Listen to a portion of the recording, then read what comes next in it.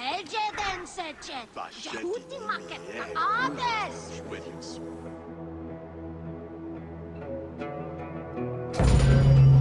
Welcome to Mummies of Ancient Egypt.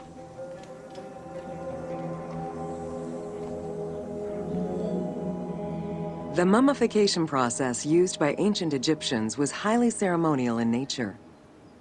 The different types of mummification took into account the social level and richness of the deceased and even included animals. The most expensive was that reserved for the pharaoh and the royal family, as well as some of the wealthiest members of the court.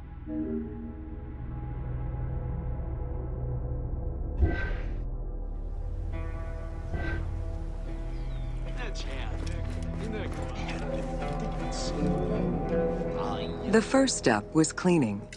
Once bodies arrived at the mummification site, they were placed on inclined tables while the bodily fluids drained away.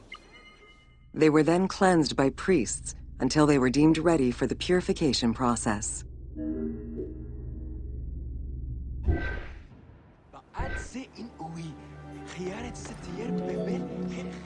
The purification of the body began with a libation from sacred water. The priest then fumigated the body with terebinth resin. After the ritual cleansing, priests used oils, spices, and all kinds of essences to further purify the body of the deceased. Finally, all body hair was meticulously removed.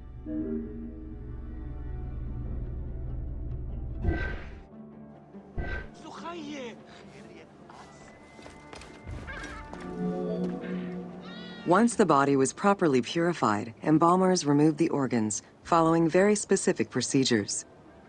First, the brain was extracted by inserting a spoon through the nostril to break the ethmoid bone. Then, using a spatula, the pieces of the brain were removed as thoroughly as possible. What matter remained was extracted after a process of liquefaction, achieved through the use of a caustic liquid. The cranial box, once emptied, was rinsed and disinfected with palm wine, and then stuffed with strips of linen cloth and liquefied resin.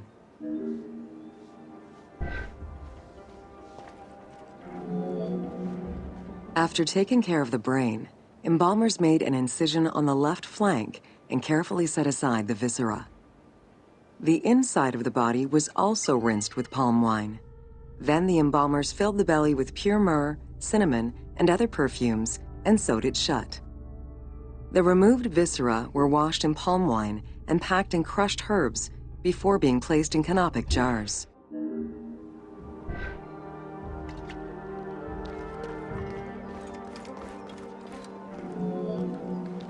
Canopic jars were placed close to the sarcophagus or kept in a chest nearby.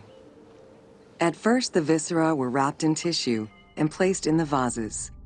As the ritual requirements became more elaborate, ointments, spices, and even water and natron were added to the process.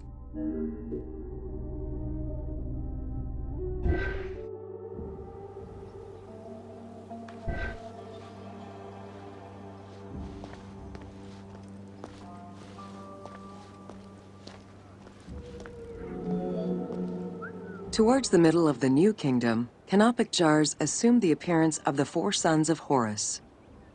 They were known as the protectors of the viscera. These protectors had their own guardians, each a goddess of the dead. Imseti, the human-headed god, protected the liver and was protected by the goddess Iset. Hapi, the baboon-headed god, protected the lungs and was protected by the goddess Nephthys. Dumut-Ef, the jackal-headed god, protected the stomach and was protected by the goddess Neith. And finally, Qebehsenuef, the falcon-headed god, protected the intestines and was protected by the goddess Selket.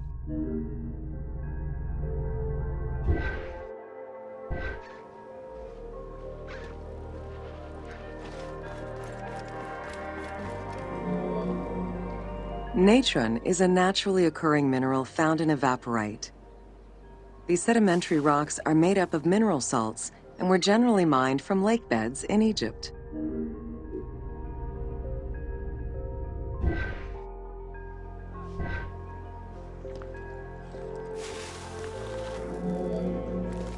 Embalmers used natron as a desiccant to dry the flesh and stop the corpse's putrefaction process. Once the body was cleansed and eviscerated, the deceased was covered in natron for about 40 days. Once desiccated, the body was prepared to be wrapped in strips of linen.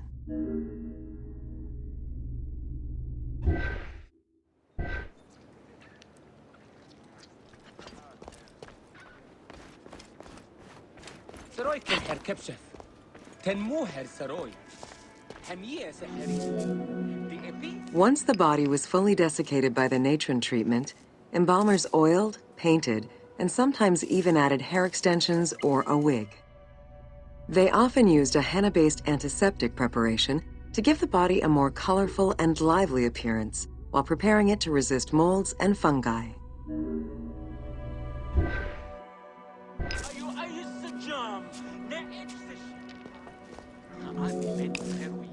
Next came the phase which gave mummies their most well-known appearance, the wrapping. Originally, each part of the body was wrapped separately. Men had their arms crossed on their chests, while women had the right arm folded over their breasts and the left arm stretched along the body. However, techniques evolved over time. Eventually, the body as a whole was wrapped with limbs alongside the body, and increasingly sophisticated and different techniques of weaving flax bands were developed.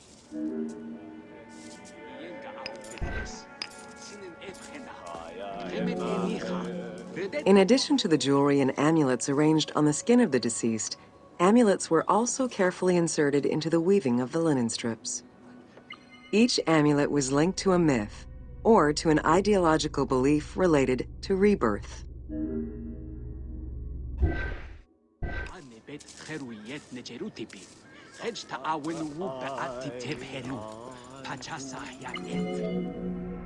Masks were an important part of a mummy's finery.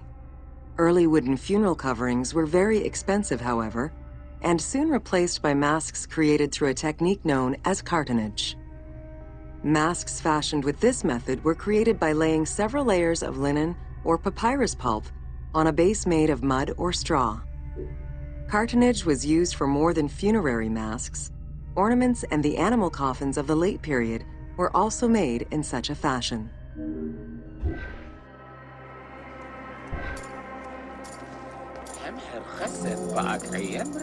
Cartonnage evolved to cover the entire body of the mummy during the 22nd dynasty. The mummies were placed on a board inside a rigid envelope of cartonnage, which was laced at the back with a string. Extremely cost-effective and visually pleasing, this technique was very popular through all layers of the society.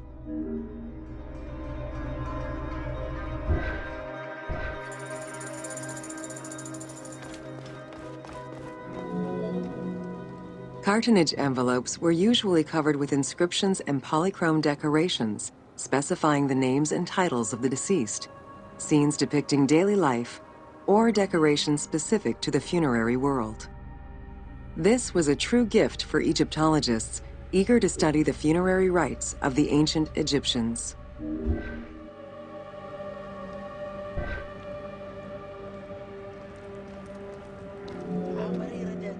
Once the mummy was properly wrapped and adorned, the embalmers proceeded with the ceremony of the opening of the mouth. A vital step of the funerary process, this ceremony was meant to bring back to life the deceased themselves or an object representing the deceased.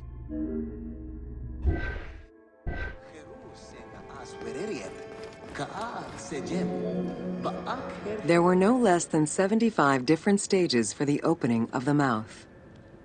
It required the application of the same oils, ointments, spices, and perfumes used during the mummification process. Makeup was sometimes part of the process as well.